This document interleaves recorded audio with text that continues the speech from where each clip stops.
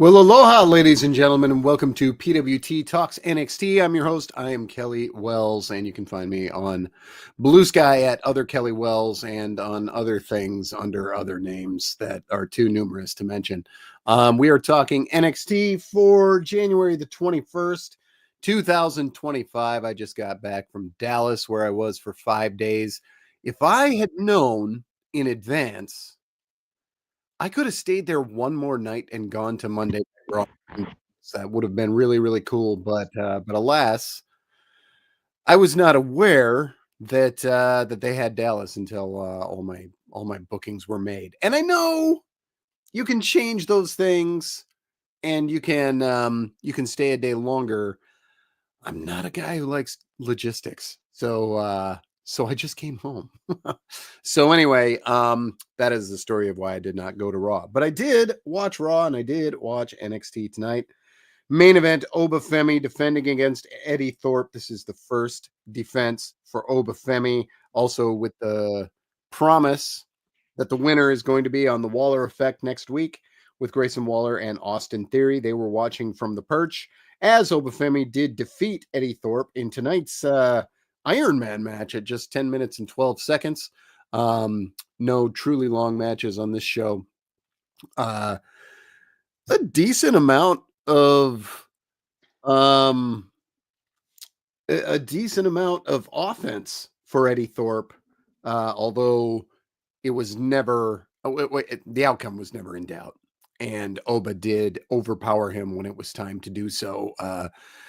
Just love the way Oba works. Love the way Eddie works right now too. I thought that he kind of really showed up in this match, but Trick Williams may have clotheslined him back down to the mid card at the very end of that show. So, or whatever he did to him, super kicked is something. Trick shot.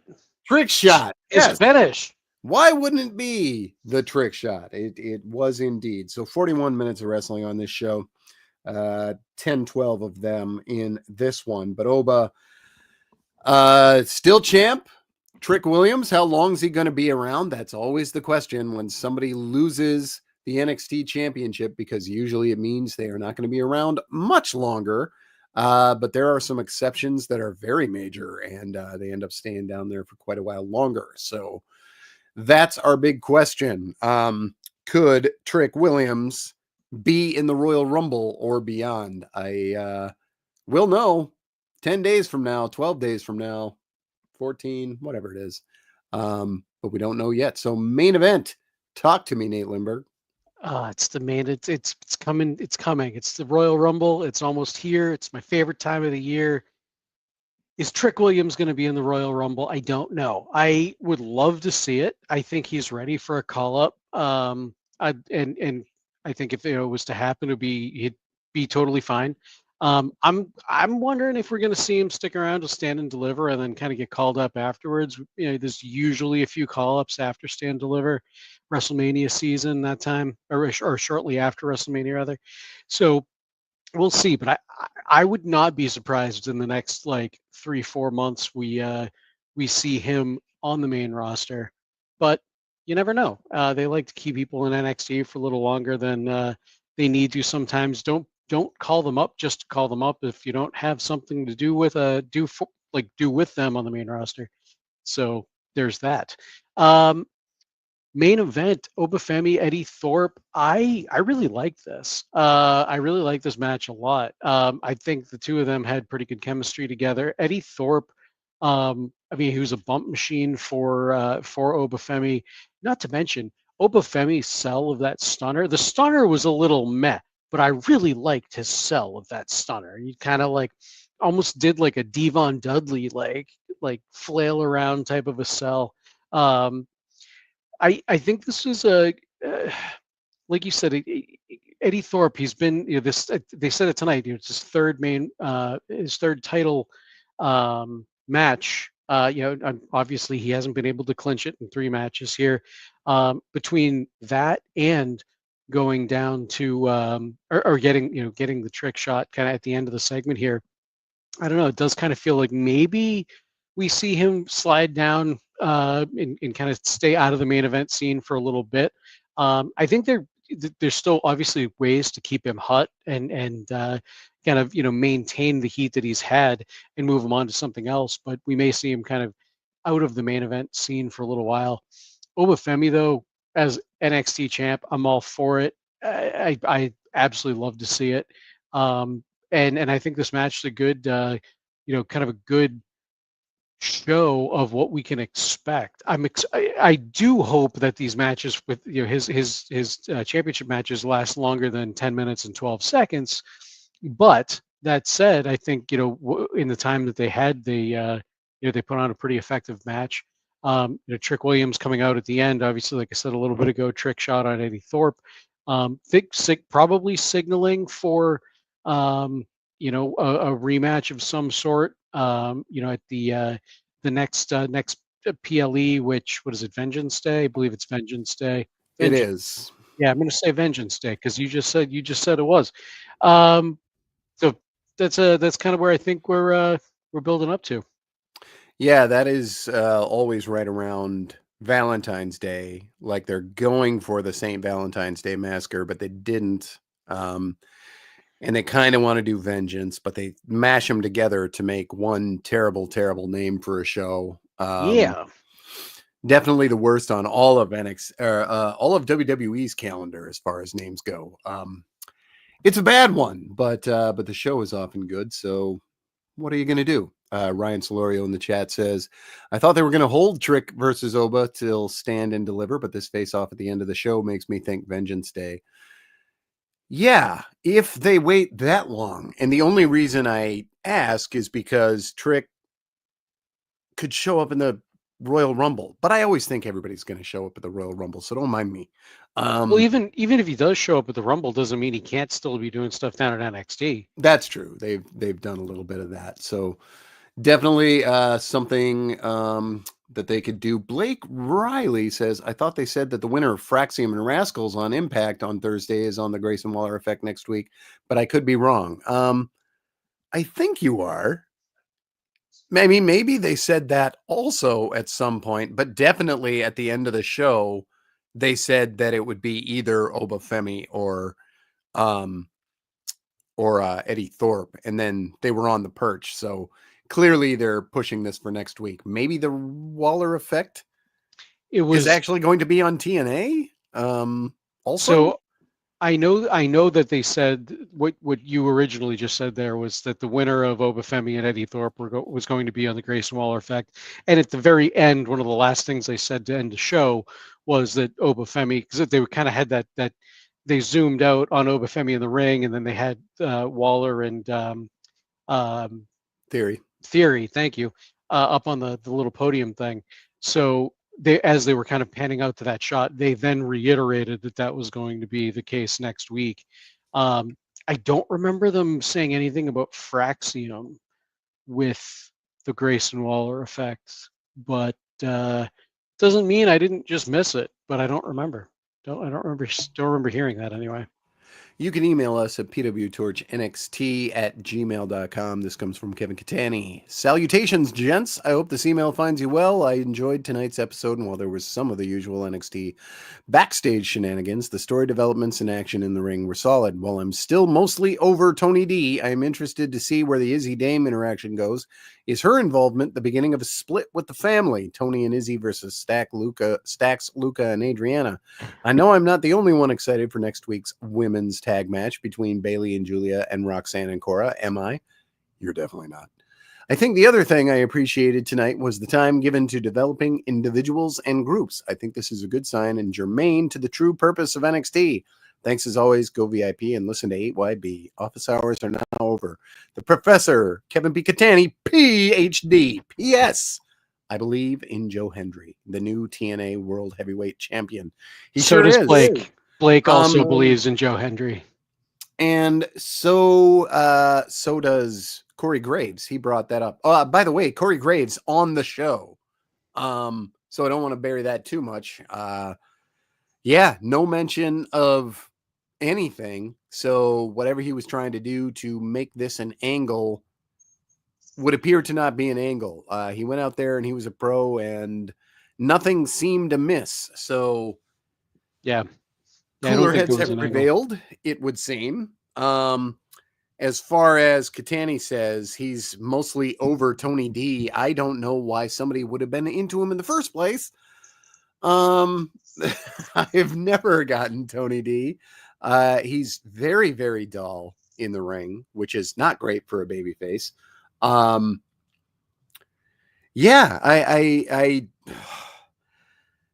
like him better as a heel because he is kind of keeping you from getting what you want as a viewer. Certainly me, anyway. I've never understood why the character or the performer was working babyface. I just don't think it has ever made sense for him to be one. Kudos for trying it, but I don't think that it really works. Blake Riley says, I'm not into Tony D. I'm more into Rizzo. I mean, yeah. Yeah, Brock Benningfield says, the Don cannot survive the main roster, right? Yes. that's exactly Yes, right. that's right. I don't know if everything breaks absolutely perfectly, he can be Happy Corbin.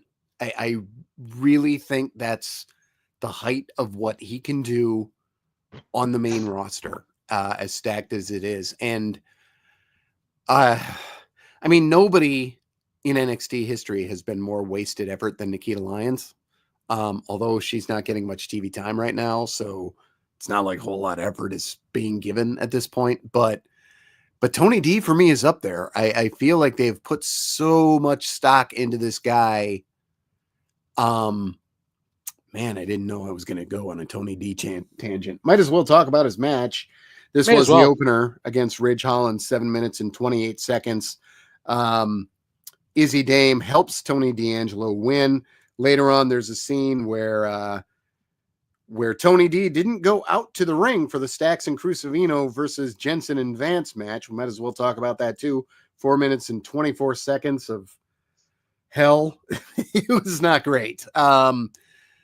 Nico Vance is not good at all yet. Don't have a nicer way to say that. And this match was essentially a tornado match, which doesn't interest me unless it is a tornado match, according to the rules. Just seemed like they were trying to put 12 minutes of action into 4 minutes, and that is my least favorite kind of tag team match. Just a mess all around. But yes, Izzy Dame was apparently talking too much to Tony D, which kept him from getting to the ring and helping them win, which they shouldn't be mad about because they're baby faces, but whatever. I don't know who's even supposed to be the heel here. I mostly missed the segment that I'm talking about, with him telling Stacks to figure it out. I had to ask Nate about it because I ran downstairs after hitting the bathroom on that particular break and missed that one scene. But I do understand what happened. So on the two matches that involved the family and Tony D in general, I guess, Nate.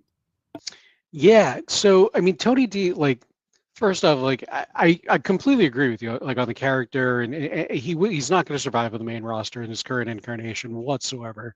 If anything, like you said, Happy Corbin type of a level, or mid roster or something like that.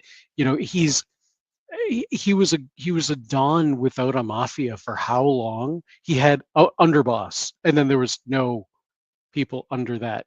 Now he's got two other people. I don't know. You can call that a faction. You can call that a mafia. I don't know. And I like the mafia gimmick. I like, yeah, I love The Godfather, Goodfellas, things like that. So like, it's kind of like I dig the gimmick, but it's very bland in their presentation anyway.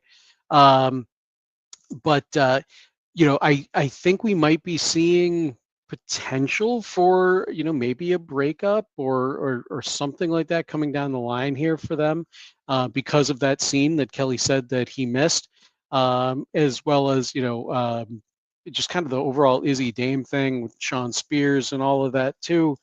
There's a lot of pieces going on, a lot of pieces to this puzzle right now, but it does look like we might be getting something like that with maybe I don't know if the family necessarily split, but maybe, maybe Stax is like, you know what, you said figure it out, because that obviously that's what the Don said to Stax. You've been the underboss for 2 years, figure it out.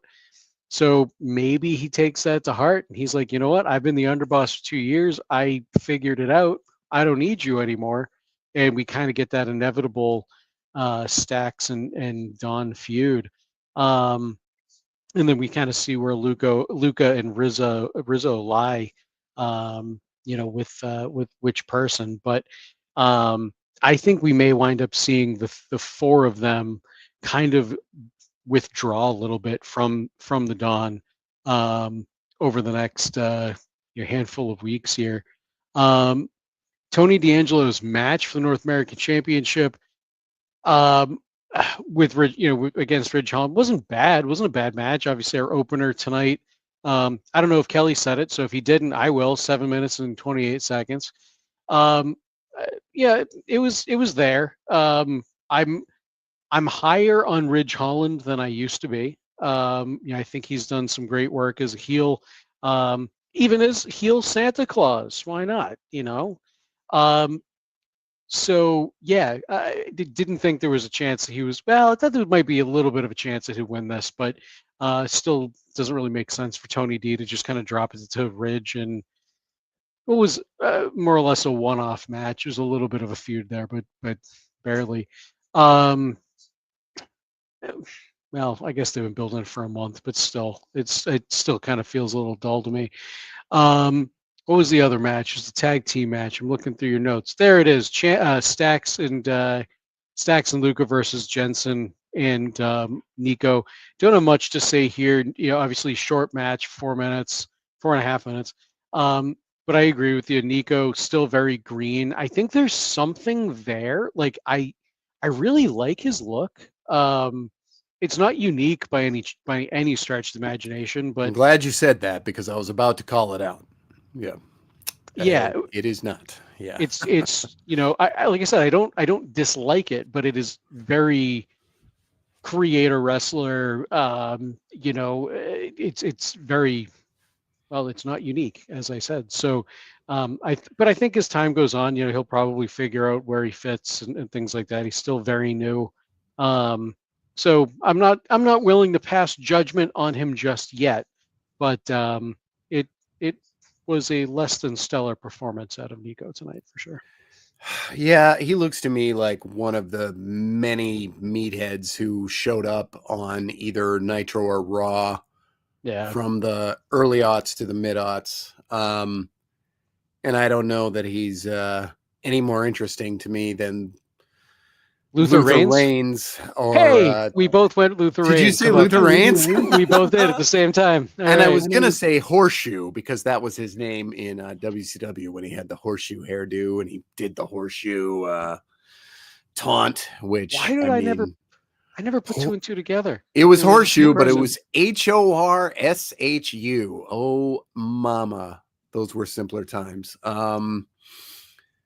Oh boy. Yeah, probably one of the losses on the way to 173 wins for Goldberg, I'm going to say. Maybe several of the losses on the way to 173 wins for Goldberg. I don't know. But yeah, the other one I would have said, I guess, is Tyson Tomko, but at least Tyson Tomko had a cool beard. So there was that. I'm off the rails, folks. Brock Benningfield says Tony D would fit in with a roster of Honky Tonk Man, Sergeant Slaughter, and the like. Oh yeah, yeah, he could be out there with in an extended feud with Outlaw Ron Bass. Absolutely. Yeah, he.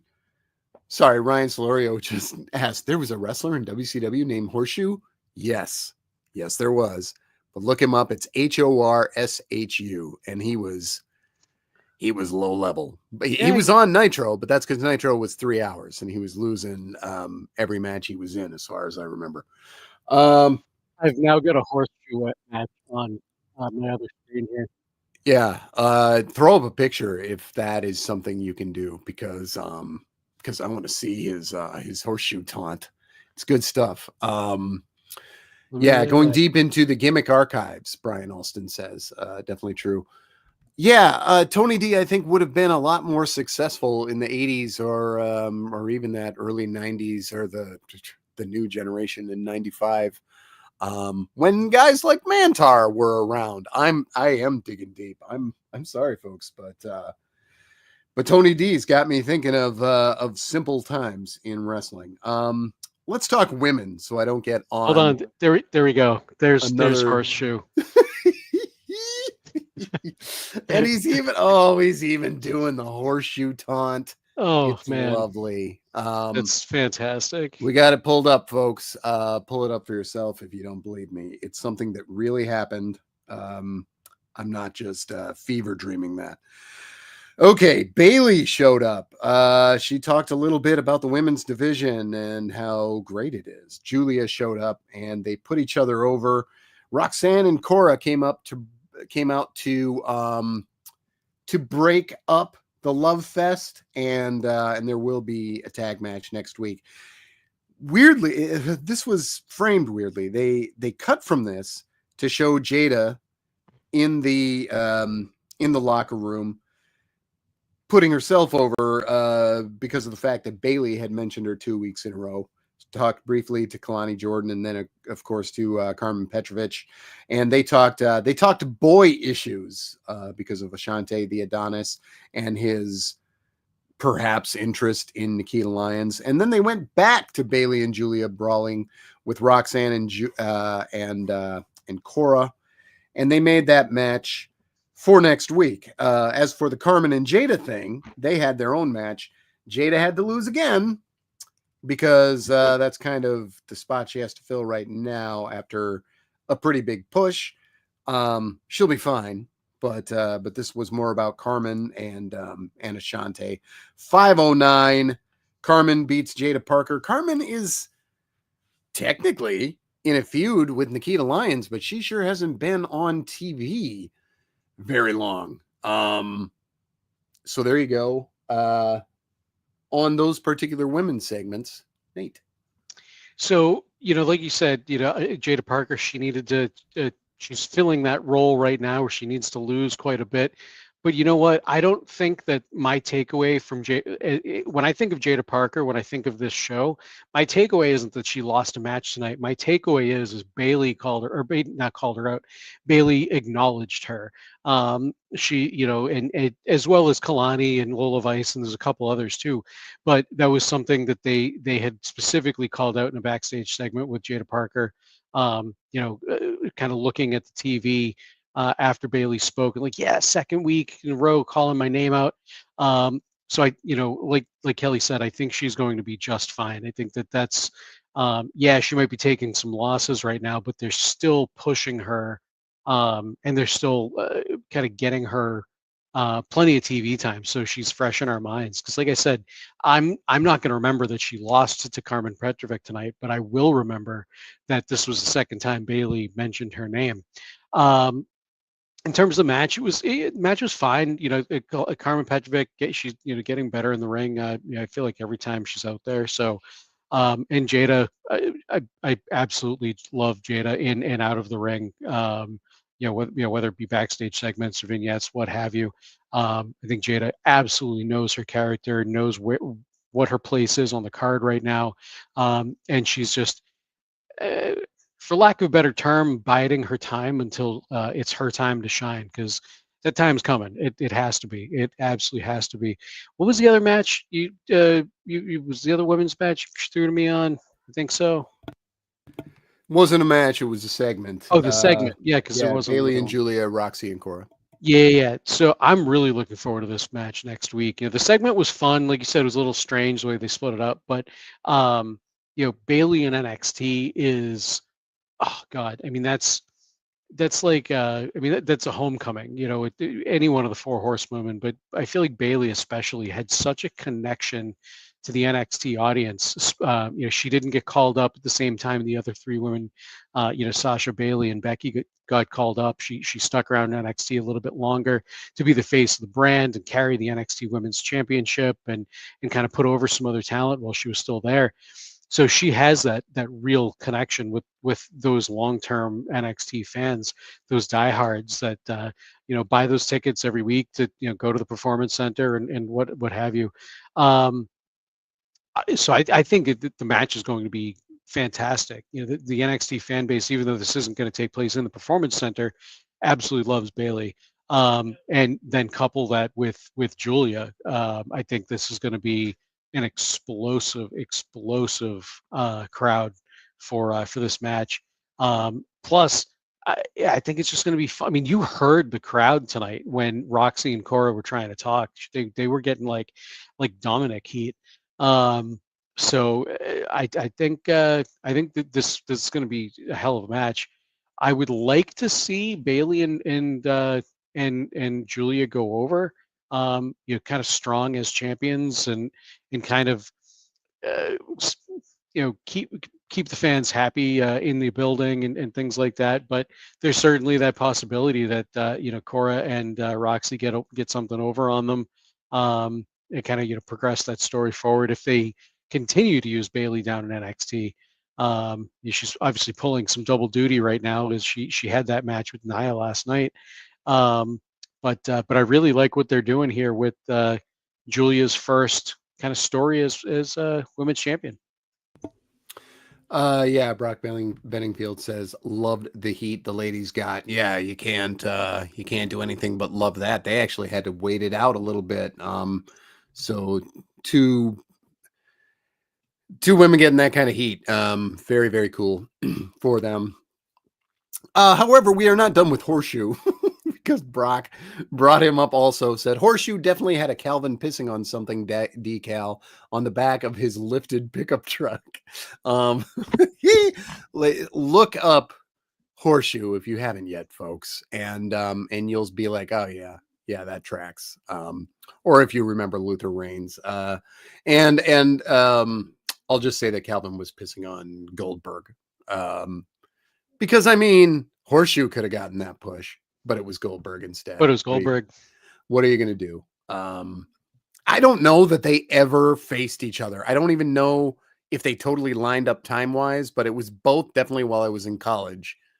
So they probably did. Ryan Solorio adds, Bailey versus Roxanne, sign me up. Two of my all-time favorite wrestlers right now. Yeah, that could be good stuff. And they're promoting that on the main roster. So there is no guarantee that the eventual singles match is actually going to be on NXT. That actually could be on the main roster. Definitely could happen. So there you go. Nate, was that you who typed that from Pro Wrestling Torch? Or is that no? Wade? that must be Wade. The Luther Reigns Torch Talk is legendary. Yeah, yes. Yeah. Wade checking in, and we're talking about Luther Reigns like a couple idiots. Well, what can I say? I was trying to look up to see if he actually did have a match against Goldberg, and apparently Cage Match is down, so I can't. Wow. Probably all the people searching for Horseshoe. For Luther, yeah. Yeah, so what are you going to say? Nico Vance shows up, and we're going to compare him to forgotten dorky tough guys. Okay, your crossover match this week was Lexis King defending the Heritage Championship, the Heritage Cup, against Charlie Dempsey. This was about 10 minutes combined. They did a pinfall off screen, or not off screen, during split screen. So they haven't finished a match, I don't think, NXT during the break. There's been one on AEW that I know of. NXT hasn't done it, but they did score a pin, which is about as close as they've gotten to anything really major happening other than, battle royals when somebody low level gets eliminated during the break. So they did that, which is, I guess, of minor significance. Lexis King does win this 2-1. He fought the urge a couple of times to use the brass knuckles, but he did end up getting the chance to kick Charlie Dempsey in the ding ding and beat him that way. So Lexis King, as Vic Joseph said in his regal region or something like that. Regal region, I believe is what he put it. Yeah. Yeah. Yeah, there you go. Yeah, so Lexus King still a very naughty boy. Which is very fitting because Regal's video screen always said "born naughty." William Regal, born naughty. I always loved that word for him. I thought it was very, very fitting for what he was, and it's fitting for what Lexus King is. Funny that he's taking after a wrestling father, but it is not his own. Taken after William Regal. So, And it's but his opponent's father, which is, yes, yeah. it's a bizarre little storyline, but I think that everyone in it is playing their part well. Brock Benningfield says, I think King has improved in the ring. Yeah, there's absolutely no doubt about it. It's still very basic stuff that he's doing. Not maybe to the point of generic, but he's doing fundamentally strong things, and the coronation is a finisher that does look like a finisher, so props to that. And by the way, finisher problems did exist tonight. Tony D'Angelo finished somebody with a spine buster, and then Dion Lennox and Obafemi both hit better spine busters that did not finish their opponents. So either ask people not to do a spine buster, which they're not going to stop doing, um, or get a different finisher for Tony D'Angelo. Anyway, Lexus King versus Charlie Dempsey. This one's 2-1. They didn't linger on this afterward, but yeah, Lexus King still naughty, Nate. See, Tony D'Angelo just needs a name for his spine buster, so that way it's like Rhino always says, if he hits somebody with his finish and they kicked out, it was a spear because nobody's ever kicked out of the gore. So that's all you need, and then he can cover it that way. Um, Crap, I went on a Rhino tangent. Now I don't remember what I was talking. Oh yeah, Lexus King and Charlie Dempsey. Um, I love all the little hidden Easter eggs, hidden throughout this because of, Charlie Dempsey's connection with William Regal, but they're not quite mentioning it. It's like, and if you know, you know, and they're dancing around it. But all those little Easter eggs that they've been sprinkling in for weeks and weeks now, fantastic. I thought this was a pretty good match. What actually, question for you, Kelly, because you know more about like British rounds matches and things than I do, but they kept touting the fact that this was a traditional Heritage Cup match tonight. But what was different than the last Heritage Cup match? They did at least one where they did a match for the Heritage Cup, but it was just a singles match, like a regular old singles match. But this was back to, and I didn't remember that being so recent, Me but either. apparently Yeah. it was. Huh. But Okay. British rounds matches are 6 rounds, and you have to win twice. And if nobody wins twice by the end, then it's a draw. Although I think you can win 1-0 if it goes to a sixth, but they've never done that. So I don't know if you have to win twice or if you can win 1-0 if it gets to the end. Yeah. All right. No, because they kept harping on that, and I was like, what was different than the last time but anyway, but no, like I said, I thought this was it was a good match. Both of them, worked pretty well together. I think, I think it was Brock. Yeah, Brock in the chat said that King has improved in the ring, and I agree. I think I didn't think he was ever like bad in the ring. I think he had a little bit of trouble adjusting to maybe the WWE style or something like that. I mean, we've talked that to death at this point, at least on this show. But I think he's absolutely improved in the ring. Charlie Dempsey is certainly his father's son for sure. So I never have an issue with him in the ring. I don't know if I've ever seen him do something that made me go, "Ooh, that looked like crap." He's so clean in the ring. So I think the two of them had some great. I think it's pretty good chemistry tonight. I liked going, Lex's kind of, and to use your term, being, kind of toying with being naughty or not. Looking in the bucket, seeing the brass knucks that he took from Regal, and or I guess Regal gave him, kind of. Um, uh, but ultimately choosing not to use them, but still had to cheat to win. I like it that it's kind of giving some layers to this character where you don't know, is he sincere in the fact that he wants to be a better person, but all he knows is how to cheat to win, and then is he actually sincere in this? Like crap, like next week, are we gonna see him kind of like, crap, why did I do that? Or, harp on it, because we've had people come up to him and question how the validity of his win for winning the Heritage Cup in the first place. Um, or is he just kind of trying to fool us and kind of put a one kind of pull a fast one over us, by saying that he wants to change, and you don't really know, because you kind of know the character a little bit. You might know a little bit about Brian Pillman Jr. and that character from outside of WWE. You obviously know about his father, so it adds a lot. There's so many different layers to this character now, whereas when he excuse me, when he first came in, we were wondering what, kind of what was Lexus King. Was, we knew he wanted to be something different than his dad, but we didn't quite know what that was going to be. And I think we're finally there, though I still know we don't still know exactly what he's going to be, but we now have quite a few different things to kind of chew on, until we finally see what he's all about here.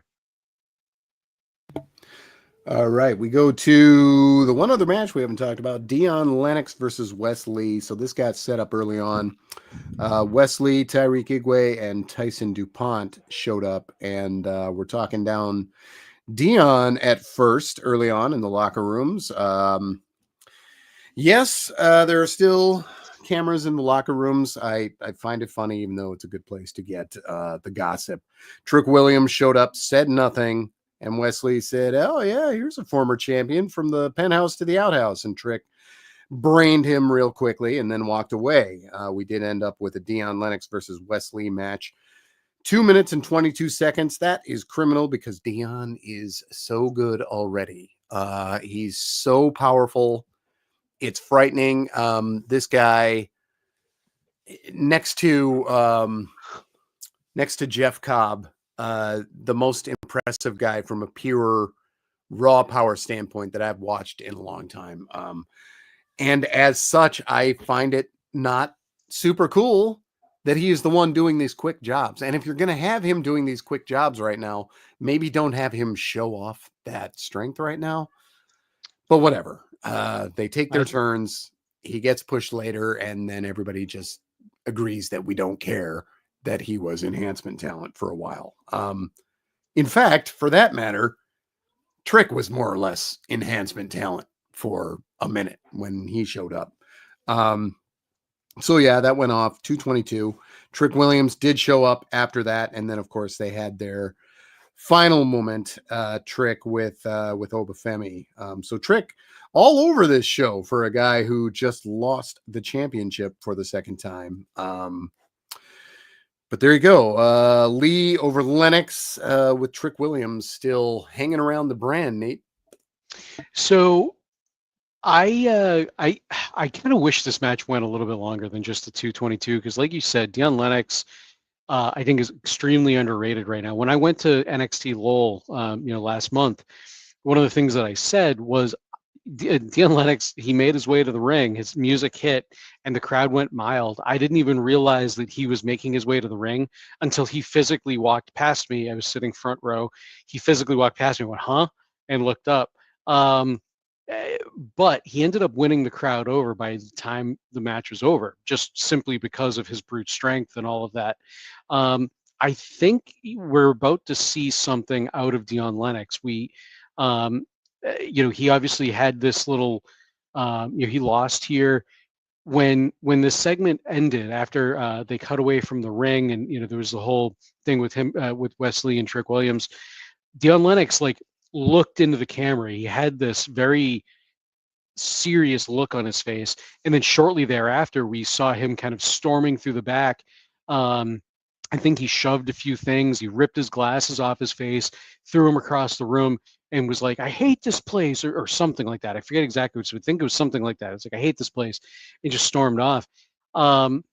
it was funny. It's like earlier tonight, I was even saying to myself, I'm like, I think Dion Lennox, like we're like, it's just a matter of them. I don't want to say, in my head at the time, I was saying turning him heel. Like, what's going to happen when they finally turn him heel? Because I think like this nerd type character, this timid nerd character that he's got, is obviously a hindrance. But I was, thinking to myself, like, when is he going to go from Clark Kent to Superman? Um, and then obviously we had those events happen and unfold tonight. I'm wondering if maybe this is kind of him jumping into that phone booth, proverbial phone booth, and turning into something a little bit more. We see a little bit more of an edge out of him. Maybe not Superman type of an edge, but a bit more of an edge out of him over the next handful of weeks, and kind of some more character development for him. Because like you said, he's certainly got the in-ring talent. I think he has some charisma, but I think that charisma has been hindered by the gimmick that he's in right now.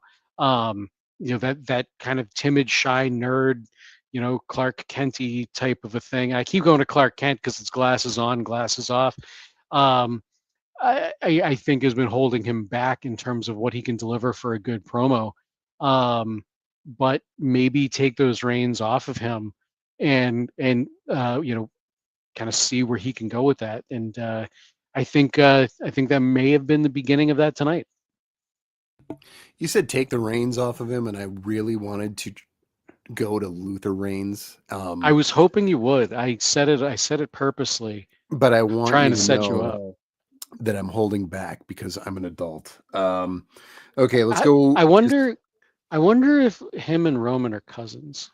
Um, I mean, Roman's got a lot of cousins. He We are does. aware of that. So might be time to bring him into that storyline, because that Yeah. storyline is not ending. Let's talk backstage. There's still a bunch of things, so let's break them up. Let's talk women first. Stephanie Schreiber is not her name. Sarah Schreiber talked to Stephanie McCurr, and she said, "Shotzi, if you face me, you will meet hell." That is good stuff. Thank you, Brock. You just made me laugh. Horace Yeah, Oos. Brock got me earlier too. Horses. Shotzi, you will meet hell, and Fallon can run, but she can't hide. Very basic stuff out of Stephanie McCurr on the mic, but pretty good. Just quiet intensity backstage. Not the threat of doing that out in front of the crowd, but pretty decent stuff. So yeah, looking forward to more of that. Naomi and Bianca Belair cut a promo on their future contenders, that being Lash and Jakara Jackson. So, but Naomi and Bianca clearly weren't in the house because they were against a wall that, well, we've never seen it on NXT. So they shot it somewhere else, either one of the hotels they were staying at or one of the other venues they were at. Lash and Jakara Jackson had a scene with Sol Ruka and Zarya and Gigi Dolan and Tatum Paxley, basically talking up the tag scene, and Lash and Jakara going for that championship. So there are your women's backstage scenes. Anything to comment on their name? Um, what you just said, the Lash and Jakar. What was the first one? I already forgot. You're muted. I sure am. Stephanie Vaquer Oh, right. and Sarah Schreiber was the first one, and the other stuff was all tag related. Yep. Okay. Cool. Yeah. No. So, not really much to say with the Stephanie Vaquer segment. I'm looking forward to when she finally does get her hands on Fallon Henley and potentially becomes the second, or sorry, third North American champion. But um, I am really looking forward to the Meta Girls versus Naomi and Bianca Belair. It's a big moment for Lash legend Jakara Jackson. I mean, obviously, with both Oro Mensah and Noam Dar kind of on the shelf right now, they have been the face of their faction. And when the faction first formed, I mean, they really took a back seat to Noam Dar, and now here they are front and center. They've been able to hold their own. Their main roster adjacent, at this point, because they kind of keep jumping up to the main roster, and this, that, and the other thing, and now here they are in this spot against two of the two of the better women on the main roster here, Bianca Belair and Naomi. Two legends already in their own right. I think so. Yeah, I think, like I said, it's a big moment for them. If they put this match, have we determined where this match is actually going to take place yet? Is it next week? I wrote down all the things that are next week on the recap, but I didn't write them here. I don't know if it is. I don't remember now. Huh. But I'm hoping somebody puts it in the chat, because but obviously, if this match does wind up happening on the main roster, okay. So Ryan in the chat says it's happening next week. Okay, so I was going to say, if it wound up happening on the main roster, that and we saw the Meta Girls get a win there, like that's obviously huge for them. But even if it does, if they get a win next week over Naomi and Bianca Belair, that's, I mean, huge feather in their cap. Because not only, because that's essentially, that's a hall pass right there. They can roam the halls to whatever brand they want. And they can show up wherever. So I think they could get some good face time if pushed correctly. Do I think they're going to win? I don't know. Historically, when we see these matches, main roster versus NXT, main roster kind of tends to go over. But there have been, obviously, Rhea Ripley and Charlotte. Rhea Ripley wound up getting her title back at WrestleMania against Charlotte, back when Rhea was NXT Women's Champion. So I mean, it's not unprecedented. It could certainly happen. And with the other tag team titles, with Fraxium going to TNA this Thursday to defend the titles, and this was something that in the chat, see if I can find it. Blake brought it up earlier. Actually talked to, how do we feel about the NXT tag team titles being defended on Impact next Thursday? I'm extremely excited about that. I watched TNA Genesis the other day, yesterday. I watched a replay of it, and I thought it was one of the better pay-per-views, or whatever you want to call them now. Whatever TNA calls them, pay-per-view, I don't know, that I've seen in a while. For non-WWE, or even WWE, it was a great show. And obviously Fraxium kind of had a front and center role in the tag team title match. They're going up against the Rascals. If they want to make a big thing about this whole TNA NXT partnership, have the titles change hands on a non-WWE show. Everybody is going to be talking about that. It's going to put a ton of different eyes on the TNA product, and I think it's going to benefit both companies due to that partnership. I bring that up because if they do have the men's tag team titles change hands, what are the odds that they're going to have the women's titles change hands? Just a week later, or 6 days later, 5 days later. I can't math, but you know what I mean. Just a handful of days later, would they decide to change the men's titles here in NXT? I don't know. Or the women's titles, rather. Do it just once, and then we know that the seal is broken, and you got to watch if you want to be sure that you're going to see all the title changes. Absolutely, yeah, no, 100%. Because to date, I have seen every TNA title change except for Obafemi and Julia winning their championships, because I forgot to go watch that back before last week, and now still haven't. So you definitely just said TNA. I definitely meant NXT. Yes, I've seen very few TNA title changes. That's what I thought. I was a little like, wait a minute. I've seen a handful, not a lot. I've seen all of the NXT and all of New Japan for 8 years. So there's that. Ryan Solorio says the partnership between WWE and TNA got me to watch Genesis.